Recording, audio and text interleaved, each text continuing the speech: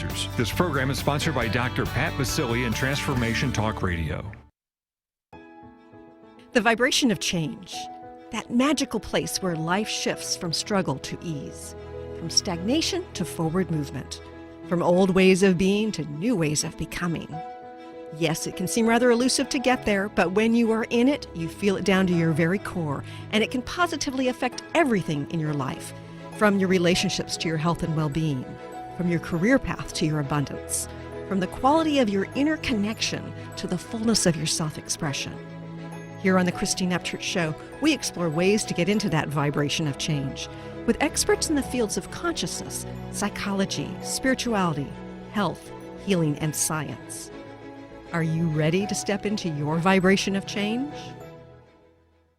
Hello, everybody. Welcome to the Christine Upchurch Show, here live on 1150 AM KKNW here in the Seattle area and on Transformation Talk Radio around the world. Before I talk about who our guest is today, I want to say hello to the people behind the technology that allow you to hear and see these conversations. Mr. Benny Mathers. Hey, Benny. Hi there, Christine. Welcome back for another fantastic hour of your show. Woohoo! I know, right? And yeah, it's great. And we also got a little bit of sunshine today, which is nice. Yay. In the Seattle area this time of year. And thank you, Olivia, for doing your part at TTR. Oh, of course. How are you doing this morning? I'm doing well, and I'm really, really excited about our guest today. Now, our guest today is somebody who not only teaches types of wellness and science, she regularly delves into the science. She's got a lot of insight and wisdom and knowledge. And I know you guys are listening to my show on a regular basis, and you think, okay, well, Christine's about alternative healing and consciousness and those sorts of things. Because, you know, for the last 15, 20 years, that's what I have been into. But I want to remind everybody about my past. I'm a former research statistician. And the last several years of my career, I designed and analyzed clinical trials in cancer research. I reviewed over 100 protocols at a prestigious research center. And I'm co-author on several articles in mainstream peer-reviewed medical journals. So when I see the science and I see people evaluating the science, I've got very good insight based on my education, based on my experience. And our guest today is one who speaks truth. And I tell you, if you are interested in your own health, if you're interested in the health and well-being of your community, of your state, of your country, if you're interested in truth, you will stay tuned the other side of the 60-second break for our guest today. The vibration of change, that magical place where life shifts from struggle to ease, from stagnation to forward movement, from old ways of being to new ways of becoming. If you're like I am, it can be rather elusive to get there, but when you are in it, you feel it down to your very core, don't you?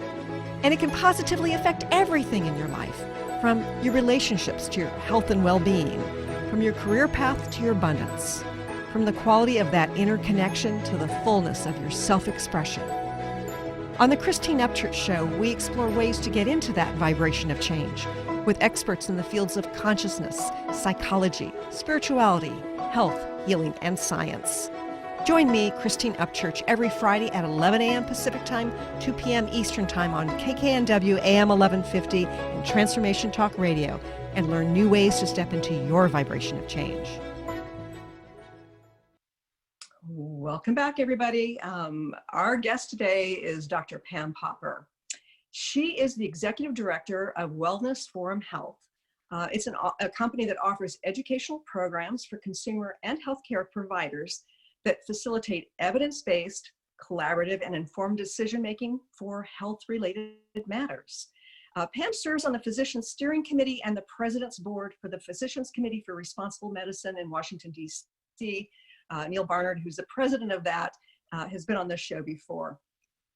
She's served on the teaching team at Cornell. She teaches a certification course on plant-based nutrition. She's been featured in many widely distributed documentaries, including Forks Over Knives, Processed People, and Making a Killing. She's co-author of some books, and She's a public policy expert, and she's continually working towards changing laws that interfere with patients' rights. I can't think of a better person to talk to during this so-called healthcare crisis. I'd like to welcome our guest today, Dr. Pam Popper. Hey, Pam. Hi, and thank you for having me. So glad to have you here. You know, I've been following you on YouTube for a few months now, and I have to tell you that, okay, so as a former research statistician, when I initially heard about the epidemiological predictions of COVID, I was a little afraid, right? I thought we have to be very careful not to overrun hospitals. We need to find out more information. And a few weeks into it, I was starting to get my own kind of cognitive dissonance, because I would hear things being told, and then I would do a little research on my own and say, wait a minute, there's something that doesn't add up right. Mm-hmm. Now, I know you've become an advocate for truth about our current situation, but I'm kind of curious, Pam. First of all, how did you sort of go from your normal job, which I'm sure you're very busy at, to seeking more truth about COVID? Yeah, well, how I got into this is kind of an interesting story, because my background's a little bit like yours, only just coming at it from a different angle. So my company is 25 years old, and we specialize in informed medical decision making. So what we teach people how to do, we teach health professionals how to do it with their patients, and we teach patients and consumers how to do it on their own, because they usually have to. We teach people how to read and understand scientific information so that they can make good decisions. And our premise from the get-go is anybody can learn how to do this. I mean, I don't know how to build cars. I don't know how to build houses. I've managed to buy houses and live in them. I've managed to buy cars and drive them. I've managed to make some pretty major decisions in fields that I'm not an expert in by doing what we all do. We ask questions, we look at information, we check things out, we document. I mean, you don't stand in this driveway with the realtor and say, whatever you say the house is worth, I'll pay. You get online, you look at the comp, right? So this is just informed buying, taking the buying habits that you use for everything else you do and applying it to this. So in order to do this, over the 25 years, I've created huge libraries, and I've had help doing it the last 5 or 6 years, because I've trained a lot of people to do it with me. And we have 3,500 hours of educational programming, all filtered through a specific filter. A lot of it's on video. We own a school. We own a school that's chartered by the state of Ohio to train health professionals. And then we have a couple thousand articles on everything from what to do when you have kidney stones to cancer treatment, okay? Right. So part of my job, as I see it, is when new things happen, when old things happen. I mean, I'm just constantly reviewing information, building our library. I mean, building a library that covers all of health, I'll never do it, even in the 40 years of life I have left, right? I'm going to live to be 100, just so you know. Good. I'll join you with that. So anyway, part of my job is when something comes up, I look into it. Our members, our paying members, expect us to do that. And then some of it I give away for free. I've had a pretty popular YouTube channel and a very well-read newsletter for a long, long time. So I report some of this for free. And I knew from the beginning there was a problem. And I'll tell you why I knew it. In 2009 and 2010, we had a debacle that did not get enough attention as far as I'm concerned. But as it turns out, it was kind of a dress rehearsal for this. And what happened was, you might remember the swine flu. Yes. And there was a lot of panic about the swine flu. And the feds were scaring everybody half to death. I remember the lines around the block 3 times at the health department locations around the city of Columbus, people getting the vaccine. They were going to test everybody who came in from Mexico, because that's where they thought the origin of it was. Right. And this was going to be the worst flu season in the history of the world since Spanish flu. Okay, so a real interesting thing happened, and this is a very important episode in terms of what we're dealing with now. So in the middle of all of this, the Centers for Disease Control and the World Health Organization said, they both made the announcement at the same time, we are so overwhelmed with H1N1. We can't test anymore. We got to stop all that. We're just going to assume that everybody who shows up with a cough or a sore throat or a sniffle has it. Just report it that way to the state. And I thought, there's something wrong with this. It just doesn't make any sense, because I know at the time I knew somebody who worked in the emergency room at a hospital close to here who said, I don't know what they're talking about, because we're just not all that busy. Well, I predicted that there was no epidemic. or pandemic, and that what they were doing, because they wanted to unload the 93 million doses of vaccine the feds had bought, is they wanted to scare everybody and keep people from knowing the real numbers. And so, and I wrote about it. That was my prediction. It came Good true. for you. Later on, there was an investigation. CBS News, back in the days when reporters actually used to ask questions, they had a lot more money and resources than I did at the time. And they actually, under the Freedom of Information Act, got data from each of the states. And there was no epidemic. In fact, nobody coming from Mexico had the swine flu, and very low death rate.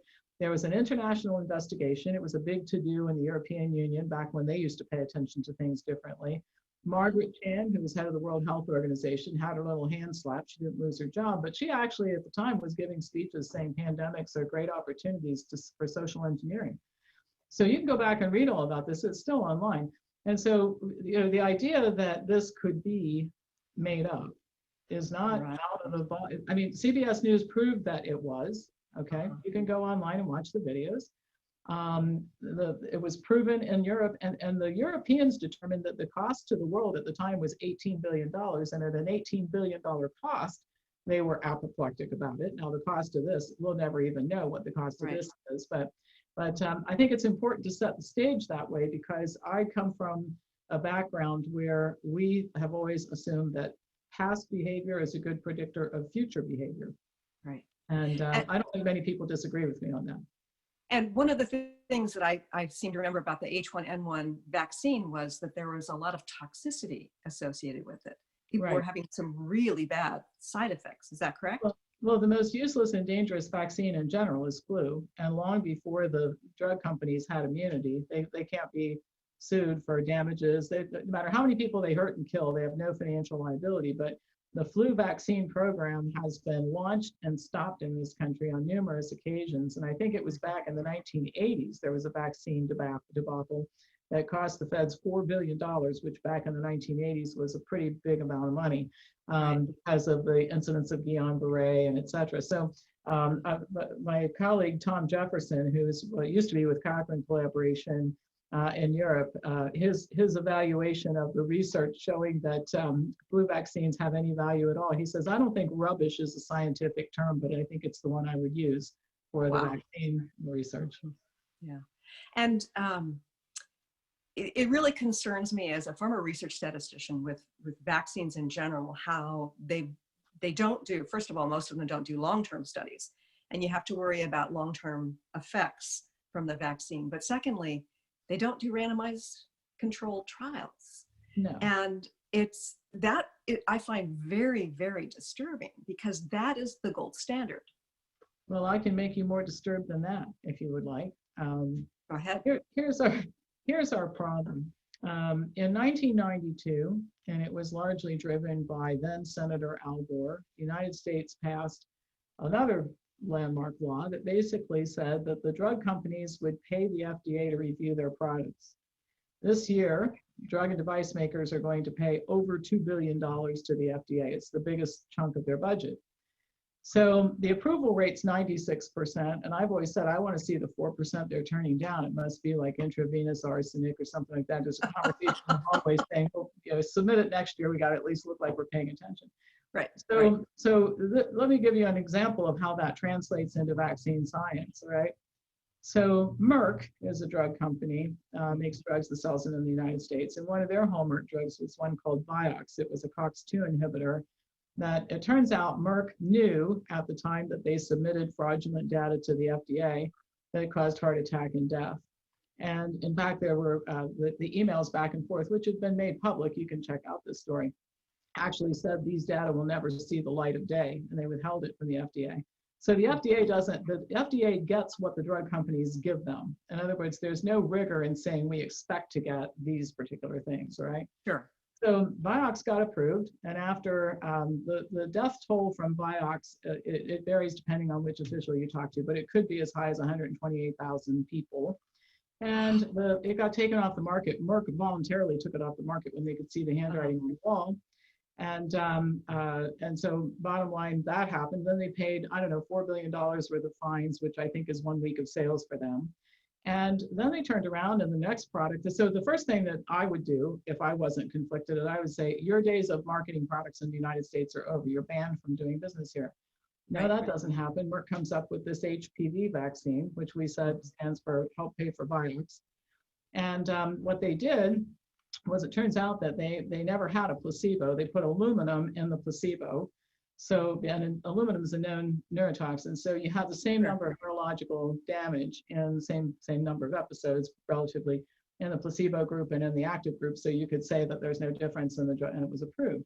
So that's just one example, but I'll kind of summarize where you are with it. First of all, the drug companies submit what they want. They pay the FDA to review their products. Almost everything is approved. And every drug company that makes vaccines in the United States has been convicted of criminal wrongdoing, misleading misleading regulators, bribing doctors, scientific misconduct. They're all guilty of that. Now, we don't do business here in our company with convicted criminals. We try to avoid that at all costs. We don't hire convicted criminals. We don't do business with convicted criminals. Call me crazy. We think that's just good company policy. Right. And I'm not even doing anything as important here as the FDA is doing. So, so there is, when people, they call people like me names, and I don't really care about that. I've been, when they stop calling me names, I'll get another occupation, something else to go clean up. But the bottom line is that I don't know any reasonable person, if you checked out that story and found it to be true, which it is, who would not be A, suspicious of vaccines, and B, suspicious of any product that is marketed as a pharmaceutical in this country. And then if you go back and you look at, and we could talk all day long about misbehavior in the healthcare profession. I just talked about the one worldwide debacle with a fake flu pandemic. You know, you would start to be skeptical. And the problem is that, and the reason why people aren't more skeptical, misguided trust in the medical system, misguided trust in government, and a media that perpetuates that misguided trust by not investigating, by not telling the truth. And by the way, the 5 biggest media companies in this country took in $51 billion last year in advertising from the drug companies. So they're never going to be objective. They're never going to tell you the right story. Say that number again, Pam. 51 billion in advertising. And that's not all they spent on advertising. That's just what they paid those 5 companies. Okay, those 5 companies. So do you think that anybody in the mainstream media is going to get up and tell you that there's something wrong with all these numbers, that there's no need for a vaccine? Why the heck are we locked down? They will do whatever the drug companies tell them.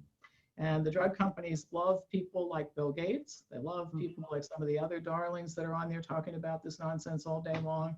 And you know, I'm very upset about this from a number of perspectives, ranging from the irreparable harm that's being done to children, to the psychological damage that they've done to adults by misleading them in this way. You and I are going to be fine at the end of this because we've known what's going on from the beginning. We are going to have tens of millions of people when they find out that they have been psychologically manipulated. They're going to be in therapy for the rest of their lives. And we're going to have to be we're going to have to help them. It's not unlike people who found out in World War II that they had unknowingly helped the Nazis. No thinking person with a conscience wanted to do something like that. And some people did before they realized what was going on. And they had a tough time dealing with it. Yeah. So, I mean, you and I could talk a long time about vaccines, but it's, you know, one of the things I want to sort of shift to is you and I are at the same place in terms of our perspective on where this is. There are a whole lot of people out there who are terrified of COVID, or, you know, SARS-CoV-2, and then, you know, developing COVID. And in that fear and concern and trying to be good citizens, they're jumping through hoops. So yes, you know, people should be suspicious based on what happened in 2009, 2010 with the swine flu. But what's the evidence right now that indicates that the fear that's getting generated isn't warranted? Well, let's just start with the testing, okay? And the testing, and well, let me start at the beginning. When everybody was talking about freezing everything for a couple of weeks and then like a month, okay? I didn't think it was very good policy because I already knew what was going on. Right. But I really wasn't saying anything bad about it because you can recover from 2-3 weeks of shutting everything down. Sure. And I think a lot of people thought that. But now here we are, it's 7 months later. And we have millions of unemployed people, and in many counties, the overdose deaths, the suicides, the people who died from lack of medical care, the elderly people who've just given up their will to live, stopped eating and died in their bed. I mean, we now, I can document this for you, we have lost more people worldwide from the collateral damage than the Nazis killed in World War II. Okay, the Nazis killed 11 million people. And we have more people who've died because you can't just look at the United States. You have to look at the interruptions in the food chain, which disproportionately affected people who are already living on the edge in third world countries. I did some work in South Africa back in 2011 in the townships, and we're talking about people that can't go for 2 days without money, let alone for 7 months. I mean, they're just dying of starvation and that sort of thing. So this thing that these people are doing has killed more people than the Nazis, and we're still hunting down Nazis and bringing them to justice for it, right? Right. So the bottom line is that we started out with one thing, and have you noticed there's no end in sight? Like, nobody can tell me what the goal is. And I've asked people who really believe all this is so serious, tell me what is the end game here? Do we have to have 7 billion people who do not have the flu before we stop this? I mean, what do you think is the end game? And if you're fortunate enough to have an income that sustains you through this, what do you think is going to happen to the people who aren't? Okay, what's your solution for that? And I think, and I don't like to be confrontational with people, but it takes, I don't even know what to say about people who can't understand that when you put tens of millions of people out of work, I mean, do these people think everybody in the United States has a savings account that's going to sustain them through this? I mean, we're talking about devastation that we will never recover from during my lifetime, okay? And I'm going to be around for a good long time. So the bottom line is that we have a, so when you're skeptical about this, I think these are the questions we need to start asking. What do you think is happening to all these people out of work? Where are they getting their money? Call the food bank and ask them if they have enough food to feed the hungry people, and they'll tell you they don't. Well, what do you think those hungry people are doing, right?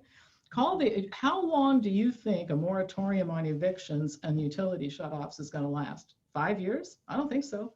Yeah. These people who are behind in their rent now, 8, 9 months, utility bills, they owe $10,000, $12,000 in back bills, and they make $15 an hour. Where are they going to get the money to pay it off? All right. Yeah. So I think we have to start questioning these kinds of things. Right. Right. So let me play devil's advocate. Well, what if COVID is just so bad that we really have been needing to do this? What is it about the data that indicates that we shouldn't be doing this? Well, I don't know, 70 million people got the swine flu, and it turned out to not be a pandemic.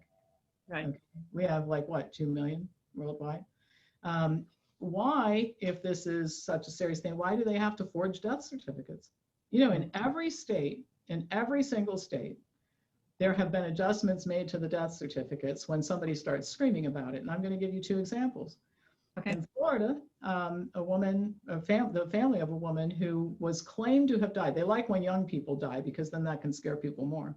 So yep. She's young, she's working in a hospital, and she dies. And they said it was COVID. And her family finally said, it's not COVID. We're not going to let it stand this way. We demand that her death certificate be corrected. And they went public to the media. Well, then they go back and fix that. Well, how many others are there? In the state of Colorado, this happened a few months ago, people started getting letters from nursing homes saying, your grandfather, whoever it was, died in the nursing home. Of course, you couldn't be there with grandpa or whoever it was, right? Because we like old people dying alone. That's always been a great moment in public health. So you couldn't be there. But anyway, he died of heart failure. That's what we put on the death certificate. And then it got changed to COVID, and we thought you should know. So a bunch of these people started screaming at their health, or at their legislators. And one legislator decided he was going to try to get the health director indicted. Well, there was rush to correct all the death certificates, and then the death rate went down by 20%. Right. Now, if this is a pandemic, I don't know why you have to make anything up. You should be able to let the numbers stand on their own. Exactly. The testing is another big thing. In those, you know, a case of the flu is a person who has symptoms. Okay. Right.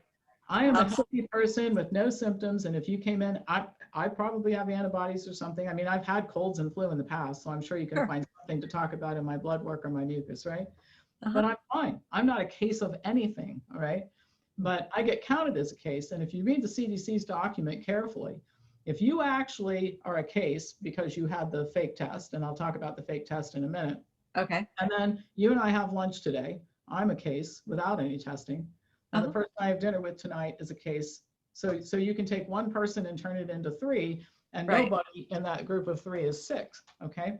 Yeah. And then the tests that are used, like this made the national news, our governor tested positive in the afternoon and tested negative in the evening, and he decided to keep the negative test because he liked that better because he didn't have to change anything. And Sure. after that, the state auditor opened up an investigation of the testing, and there are several state auditors now that are investigating the testing, and in every single state, 100%, there have been companies that have been discontinued because they were marketing tests that were fraudulent or their labs were fraudulent. Good example is in the state of Florida. One day, 18 labs reported tens of thousands of positive tests, 100% positivity rate. Now, so Right. you're a research scientist, this is statistically impossible, Yeah. okay? So they just threw all that out, and then everybody just keeps on testing. I mean, and no, I don't understand in what universe you just keep testing. A company in Massachusetts, I think it was Massachusetts or Pennsylvania, Chester County, Pennsylvania, agreed to spend $20 million on testing. They spent $13 million and realized the tests were fraudulent. That company is still doing business in 14 other states. So and this is going on with all of them. Mm-hmm. Companies that have been found to be committing fraud in one place are still doing business in other places. Mm-hmm. And so what we need to do is stop this. I mean, this just needs to stop. And start to, there's a little bit of truing up. If you scream loud enough, they'll true up a number, like what happened in Colorado, what happened in Florida. But if it weren't for the screaming people, all this fraudulent data would stand. Yeah. And I did see something posted by a woman whose baby died, and I forget what the baby had died of, but it was publicly announced that this baby had died of COVID. And she was so outraged, and it was like adding additional pain to somebody who had just lost their child. Right, you're using the child for your own agenda, and I know the case that you're talking about, and in every case that this has happened, that's not an isolated incident. It's happened all over the world. There's the splash of scary news is huge, and the retraction gets no attention. Okay, Yeah. so most people don't know. Oh gosh, that never happened. It was made up. So we have to go to a quick break, but Pam, when we return, let's talk masks. Stay tuned for the other side of the break with Pam Popper.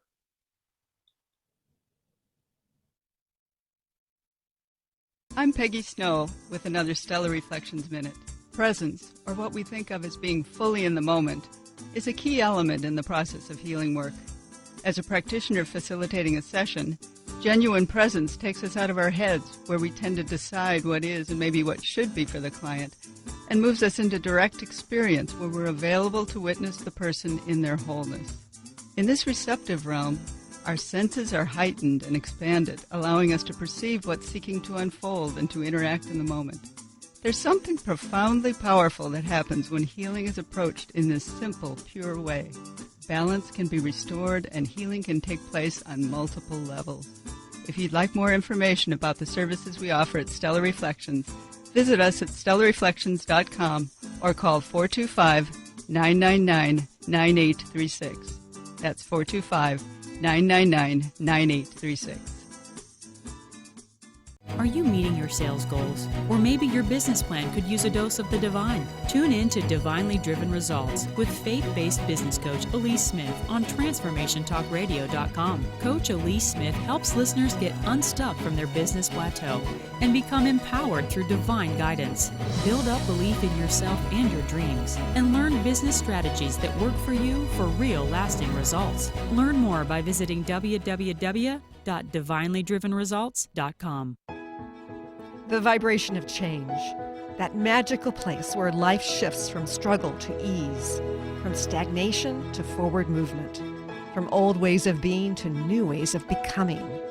If you're like I am, it can be rather elusive to get there, but when you are in it, you feel it down to your very core, don't you? And it can positively affect everything in your life, from your relationships to your health and well-being, from your career path to your abundance, from the quality of that inner connection to the fullness of your self-expression. On the Christine Upchurch Show, we explore ways to get into that vibration of change, with experts in the fields of consciousness, psychology, spirituality, health, healing, and science. Join me, Christine Upchurch, every Friday at 11 a.m. Pacific Time, 2 p.m. Eastern Time on KKNW AM 1150 and Transformation Talk Radio, and learn new ways to step into your vibration of change. Learn how to lead a happier life on Miles to Go with Brittany Miles. How to lose to gain it all. Join Brittany every second and fourth Wednesday at 1 p.m. Pacific on TransformationTalkRadio.com. Listen as coach and healer Brittany Miles shares stories that teach you about surrender. For more information about Brittany, milestogocoaching.com.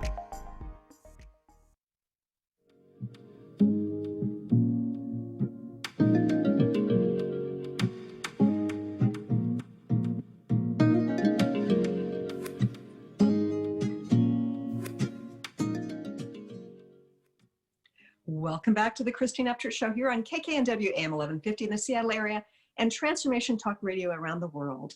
I'm so excited. I'm having a wonderful conversation today with Dr. Pam Popper.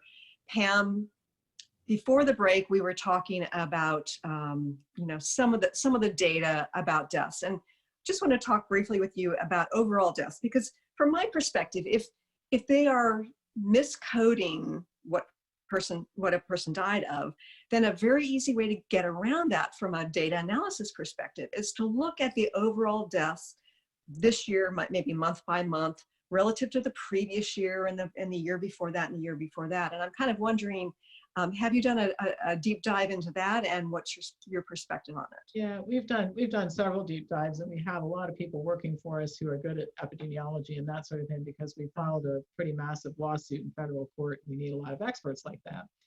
And the death rate is, well, first of all, let me say this. We will never know who had this disease, and we will never know who died from it. In other words, it'll never be quantifiable the way that public health should quantify things, okay? Right. Because of the misbehavior and the testing and all that. But if you take a look at year to year, it's just a non-issue. And people don't understand this. While you're being terrified every day about the new cases, what you don't understand is that the death rate's flat, so the new cases lower the percentage of deaths, the infection fatality rate. And so the bottom line is that this has turned out to be really no different than the annual flu. We've never shut everything down due to flu season every year. And we certainly never did any of this nonsense in the middle of the summertime when it's 110 degrees in the shade. Oh, I know. And I think about how flu is seasonal, and one of the reasons for that, scientists have, the stuff that I've read say, it relates to our vitamin D levels in our bodies, as well as getting outside and getting plenty of fresh air. So it's the sort of thing where your immune system is boosted by the nice weather. And that would be the perfect time to go out and get exposed to something and maybe build some antibodies to it and not get sick. But instead, there's been all this social isolation and the mask wearing, which I'm dying to talk to you about. What's your perspective on masks? Well, first of all, I'll talk about social isolation. One of the most stunning things that happened on television, and it just tells you how good the brainwashing has been, that this didn't get a lot more attention and how disingenuous the media is when Andrew Cuomo put up his chart showing that 66% of the hospitalizations had been people sheltering at home with no contact with the outside world. 66%. Wow. Okay. Wow. They didn't use public transportation. They actually went home, stayed home, followed the orders, and it was the leading cause of hospitalization. So this isolation doesn't work. It makes things worse, the whole new yarn. So, but let's talk about the masks, okay? The first thing is, when you are healthy, exposure to something doesn't mean anything, okay? Right. In other words, I'm in the healthcare business. I'm exposed to stuff every flu season. I don't walk around in a hazmat suit around here, because I'm healthy, okay? Sure. If I'm not healthy, I don't come to work, all right? But I don't have to worry about it. So the internal terrain is what determines if you're gonna get sick, not mask wearing and hazmat suits and all that kind of stuff. So every year, when flu season hits, you have some susceptible people who might be run down or tired or sick or diabetic or whatever they are, and they're more susceptible to get the flu. But sure, healthy people aren't, and they don't worry about it so much. Even the diabetics don't, because most people get over the flu. I mean, the fatality rate, age, if you stratify it by age, it's the same as it's always been. Vulnerable people in nursing homes are the ones that are dying of this and not the rest of the population, okay? So that's the first thing. But the second thing is the mask wearing is probably the most dangerous thing they've done to everybody. And the reason is that, first of all, until all this started, if your place of employment required you to wear a mask because you were dealing with hazardous chemicals, you had to be approved by an OSHA certified medical professional to wear the mask 8 hours a day because it's unsafe for most people to do that, all right? Now we're supposed to wear masks all the time.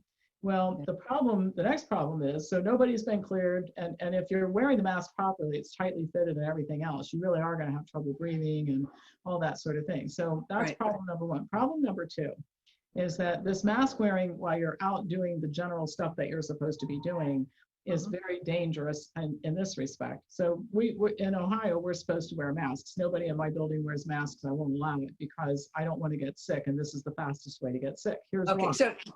So that's really surprising. I'm just going to have you repeat that. You said it's the fastest way of getting sick. Yes. Why? Okay, so here's something that I want to hear some of these people who are experts disagree with this statement. During flu season, people tell you to keep your hands away from your mouth, right? You heard that before? Okay. Oh, sure. So here I am sitting in my office where we're doing this interview right now. Okay, so let's assume I've got a mask on like I'm supposed to. Every time I drink water, what do I got to do? Pull it down. Every time I get on the phone, nobody can understand me unless I pull it down. What am I doing in between touching that all day long? I'm picking up a pen that 7 people in the office held when they came here to sign a check or whatever. I'm picking up the phone, which is full of, and then I go back and I get some files from the cabinet, and I'm touching these files that have been handled by all these people, and I'm pulling on a drawer. Okay, so what I'm doing is I'm getting contaminated all day long, I mean, you cannot wash your hands every time you touch something, right? This isn't right. Right. So all day long, all that is, I would never have any reason to touch my face after being on the phone or drinking water or going to the back to get files, but I'm doing it all day long. And then let's when these people make their cloth masks, they should be washing them every single day after every use. And every use is once you've touched it, you've now used it, put it away. So you need 10,000 of these things, right? Yeah. And then we haven't even gotten into the particulate. I mean, you know, all the demos you see on air, this doesn't stop the transmission of the virus. So essentially, just like the sheltering at home made people sick, and Cuomo's data showed it, this is another way to make people sick. So what they've done is they have made people sick. I mean, isolation makes people sick. Unemployment makes people sick. Despondency makes people sick. Food insecurity makes people sick. Everything that they're doing is making people psychologically and physically sick. It is a deliberate attempt, in my opinion, to sicken the population, and it's working pretty darn well. I mean, kids are having nightmares. They're tearing masks away from their face in the middle of the night. They're crying. I live across the street from an elementary school. There's a meltdown every day in front of that school with kids wearing masks and the kids screaming they don't want to go in, and they don't want to wear a mask, and they don't want to wear a shield, and they don't want to stand on a circle. It's just, this is just despicable for no reason. And I think about the mask touching, and I think about the germs that end up on the mask, not just from touching other things, but from what you're exhaling, the toxins, whatever's getting released from your body.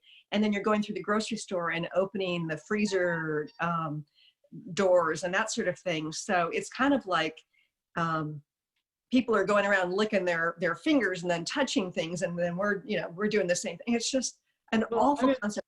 I'm going to tell you something that'll blow your mind. It usually does when I tell people this. I'm having my groceries delivered, and the reason is not because I refuse to wear a mask. The reason is because I don't want to be in a public place with all of those filthy people in their bacteria-filled masks. I'm a healthy person, but the fastest way for me to get sick is to get up close and personal and touch, all just being around. They scare the crap out of me. And I stay, when they come in here, I stay as far away from them as I can. Most of the people coming here are not masked, but when the masked people come in here, for the most part, I stay as far away from them as I can, because they're a hazard to my health, not the other way around. That's fascinating. And one of the studies that I did a little deep dive into was a study that was looking at the spread of influenza. And they were looking at cloth masks. It was a randomized controlled trial, the gold standard. You can't blind it, obviously, because if somebody's wearing a mask or not. And not only did the mask not help the spread of influenza, it increased the risk of influenza and other upper respiratory illnesses. Right. So it's like, whoa, folks, and everybody's going around wearing these cloth masks. Right. And when you, okay, so what I want to talk to you about is the cognitive dissonance. Like you've done this deep dive into data, you present data on a daily basis, and still people can't hear it. What's that about? Oh gosh. I think it's about a lot of things. I think we are not teaching people. I think I just wrote a book on this topic, COVID operation. It'll be out next week. I'm so excited about that too, by the way. What's the title again? Called COVID Operation. What happened, why it happened, and what's next. And there's a chapter in it called The Perfect Storm. And what it is about is the perfect storm of things that had to happen in order for this to take place. And here's what I think it is. I think that the first thing we have is an intrusive government that has become increasingly intrusive, and more people who've been willing to accept it. You know, if you go back and read our Constitution, to read the Federalist Papers. I've taken a lot of history classes because I've become fascinated with this, not just because of this episode, but you know, we are supposed to live with limited government in our country, and we're not doing that right now at all. And it's been trending this way for a long time. Right. So I think that a lot of people were conditioned to think that the government had the right to do things the government doesn't have the right to do, and will ultimately prove all this in court. I think the second thing is that the medical system and its incompetence and its arrogance has been careening toward disaster for a long time. The opiate epidemic should have been a wake-up call. It didn't change anything. But what happened? Everybody thinks the pill mills were the reason why we had an opiate epidemic. They were a tiny percentage of it. It was, you know, pretty girls who used to be cheerleaders in high school went to work for Purdue Pharma, and they told doctors that there was an epidemic of untreated pain in the United States, and oxy wasn't addictive, and about 250,000 doctors started prescribing on that basis. Should never have happened, but it did, and it didn't wake anybody up. So here we are. It's the drug companies and big medicine and big pharma with government partners, because they're not regulators, they're partners, as we discussed before. Right. So they've helped promote the story. If you will buy that story, there's an epidemic of untreated pain and opiates aren't addictive, you'll buy just about anything, including this nonsense, right? Then you have a media that has been not telling the truth about a lot of things, for a lot of, not just health. I mean, if the New York Times said today's Friday, I'd check 3 times just to make sure. That's how unreliable I think that newspaper is right now. And by the way, they have decades of that. They were one of the few newspapers that refused to cover the Holocaust when it was going on. Really? Oh yeah. You can go back. The New York Times has had bright moments in its history, but it's been a horrible embarrassment for a long, long time. So you have a media that's pretty compliant, owned by the drug companies. And then this is a controversial thing to say, but we have had decades of public education, and parents are finding this out. By the way, the number of parents who have pulled their children out of school, since this all started, it's growing. I built the largest homeschool resource center in the world on my Health Freedom website. And we are getting more traffic now than ever. And some of it is that people don't want to send their kids to this dystopian environment we used to call school with the masks. And I watch the meltdowns every day at the school across the street, and they say, enough of that, I'm not putting my kid through it. But the other thing is, when they sent the kids home in March, parents started finding out what they're learning. Okay. And I don't know if you saw that demonstration in California. They took it off of YouTube, where the parents found out that pedophilia was being taught as a sexual orientation to grade school children. Okay? Oh my God. I mean, and that's just the beginning, okay, of the misinformation, the dumbing down of things. So public education created people who are pretty much can be convinced of anything, I think. And so you have a perfect storm of factors that led to this. And I know that those are harsh things to say, but I don't think we're helping anybody by not saying them. I want to say something else about this too, and it goes to conditioning. I was at the Holocaust Museum last summer, and I spent a whole day there. And I took the whole day to be there because I really wanted to see the whole thing. And I started, I don't know if you've been there, but you start with the period of time after Hitler was elected, leading up to when the war started.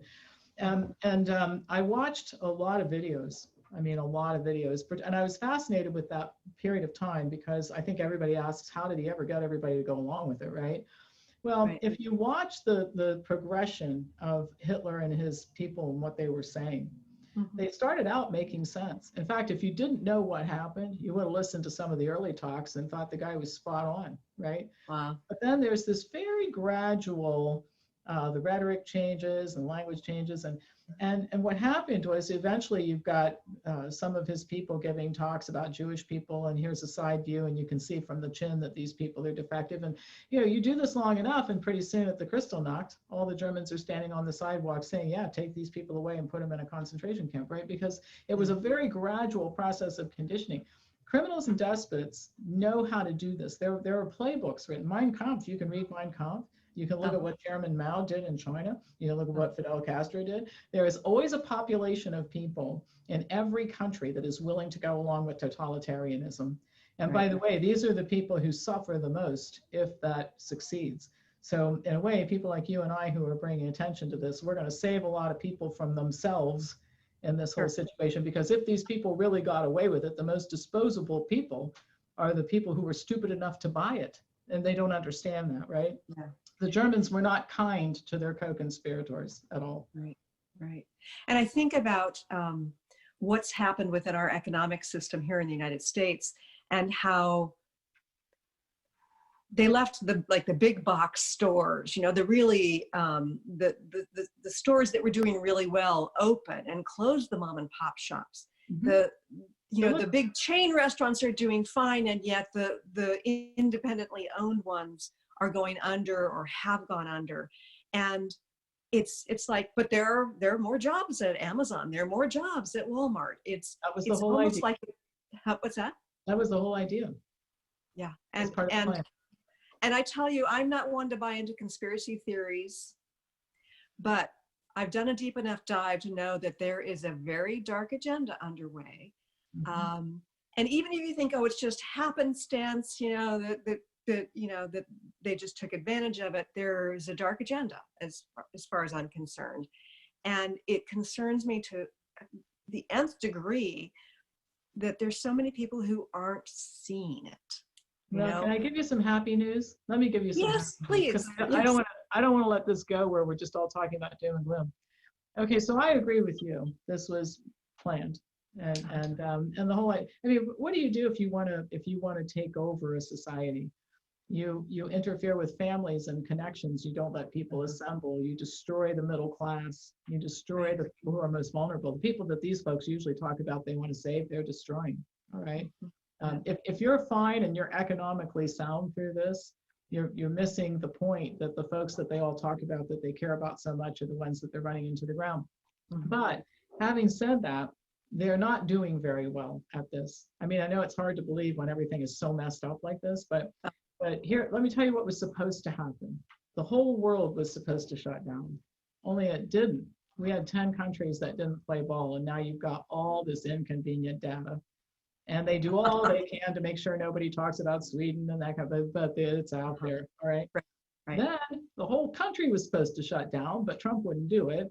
So now you got all this inconvenient data from South Dakota. And so they're always talking about the cases in South Dakota.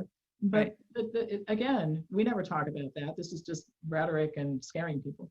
So you got that inconvenient data. All right, so if public education is how you convince people of this stuff, you create an environment where over half of parents won't send their kids to school. Well, that can't be part of their plan, right? And then this, I'll tell you something that will really, and I do get a lot of pleasure out of this because I like watching, I look for vulnerabilities and I'm very active in taking these people down. So I've been watching, waiting. Okay, so they want to vaccinate everybody. And by the way, this isn't a conspiracy theory. Bill Gates gets on TV every day waving his arms like a madman, talking about we have to vaccinate 7 billion people because he's going to give us permission to go back to normal if we do it. I love permission from Bill Gates. But anyway, so the vaccination rate, because the kids aren't in school, even in states where there's a mandate, is under 50%. And they had to hire a company, they hired Yale to test messages that would make people want to get the COVID vaccine because that's plummeting interest in that is doing. So they're not corking any champagne tonight and thinking that they're home free. And then they never, because they also really contemplated on everybody staying kind of quiet and that sort of thing for a longer period of time. And they never really thought about people like us starting to file. We filed a landmark lawsuit here. And so that's going on all over the country, but we filed a different kind of lawsuit. And I think they are a little bit worried about us. Yeah, and I really want to talk to you about that because it's ingenious, the tactics that you guys have been taking. But first, I want to make sure people know how they can connect with you before we run out of time here. What's your website and your YouTube channel, all that? All right, so my email address is pampopper@msn.com. My company website is wellnessforumhealth.com. My health freedom website is makeamericans.freeagain.com. And it's Make Americans Free Again. Freeagain.com, exactly. And we have the Homeschool Resource Center. We have private coaches where we have the ability to gather data on 100 million people and sort them by legislative district, state by state. We're working on this lawsuit in conjunction with a large group of people in Ohio. All of this for free. All of it's free. Okay. And you've got some psychological support as well available, right? Right. We have therapists, great therapists who are willing to do this. We make it available for $10 to $15 per session. With free therapy and almost free therapy. And we're starting new groups every couple of days because people are in such distress. That's fabulous. Okay, let's talk about the lawsuit. You could have taken one tactic, which I know I think in some states they've been taking, and you've chosen a different tactic. Let's do the comparison because it's fascinating. So this is something I wanted to do, and then through a mutual contact who had found the lawyer. I don't take credit for finding the lawyer, but this guy is a brilliant mind. You might want to have him on the show sometime. His name's Tom Renz, and so I've been watching these lawsuits. Sometimes it looks like I'm not doing anything because I watch and I look and I'm looking for vulnerabilities and all that. So I'm kind of watching this. And I'm watching all these lawsuits, and people are filing a lawsuit and they're saying the government is infringing on my constitutional rights. That is very true. But then the other side shows up and they say, oh, but it's an emergency. And then the judge says, oh, well, that's true. So it goes away. So the vast majority of these lawsuits, even if they're one, it's temporary till somebody overturns it at the higher court and all that. So I thought we should be filing a lawsuit that claims what's the real deal here. It's a fake pandemic. There is no pandemic. There is no emergency. And if that's true, then there is no warranting for all this. I mean, and we actually allege that it was fraud because they know it, right? But here's my point. We went into court on August 31st and said there is no emergency. Okay, they can't show up and say there's an emergency. Now they have to prove there's an emergency in response to our claim. They can't. All right. And so the fund has just begun. And after it got filed, a really interesting thing happened here in Ohio that I'll share with you. So our emperor was talking about FEMA camps, and he had instructed every public college and university to set aside space for isolation facilities. And he let it slip. He gets money from the feds if he does it for every person he puts in there. That's on August 31st. We filed our case that night. All right. Oh, wow. After that, it was amazing how things changed. Restaurants are back to 100%. You can have dancing and entertainment at a restaurant. You can have a buffet. 300 people can gather inside. That used to be 10. You even told people they shouldn't even get together with their family. Now you can have 300. And nursing home visits are allowed, only 30 minutes inside because the virus gets cranky after 30 minutes, but at least you can get 30 minutes, right? So it's just a miracle. I mean, and the other thing too is it seems like there's some truing up of the numbers, the hysteria over cases. And I think the guy is so delusional at this point. He actually thinks that he's going to walk into court at the next hearing and somebody's going to think, well, it looks like things are getting better, so maybe we'll just leave it alone. We're not going to leave it alone. The guy's destroyed the lives of 1 million people here in Ohio. We're not going to leave it alone. But that's the claim that needed to be made. And we intend to work with law firms to file this in every state that's affected. So coming to your state soon. Great. And it's such important work. And I think that we need to ask ourselves who we're voting on based on certain liberties. And I know that we're running out of time here, but what's the question that you think is the most important thing we should ask people in determining whether we're going to vote for them or not? Well, I think, are you going to vote for freedom or tyranny? Okay. And, including vaccines, right? Well, including vaccines, but I'm looking at Mr. Biden says he's going to make national mask wearing. And then he's going to lock the country down, and he's going to bring Mr. Fauci back to the White House every day. So if you like mask wearing and you like being out of business and you like all that was going on back in March, and if you like being all this stuff that you're dealing with right now, you definitely want to make sure he gets the White House, because you're going to get to do that all over. You're going to inflict that on everybody. Okay. Yeah. So I think the choice is pretty clear. I would vote for my shoe. I would vote for the clock on the wall across the room from me. I would vote for Attila the Hun. I would vote for anybody who wasn't for those things. Yeah. Okay. And I have to tell you that for the first time ever, I'm voting a different direction, including on my for governor, because I'm just so appalled at how our current Democratic governor, and I'm like you know, I value so many things that the Democrats supposedly stand for, but I believe it's time to have personal liberty, and we've run out of time. Pam Popper, fabulous. Thank you so much. And you're on BitChute too, so if it disappears on YouTube, go check her out there. Thank you. Thank you.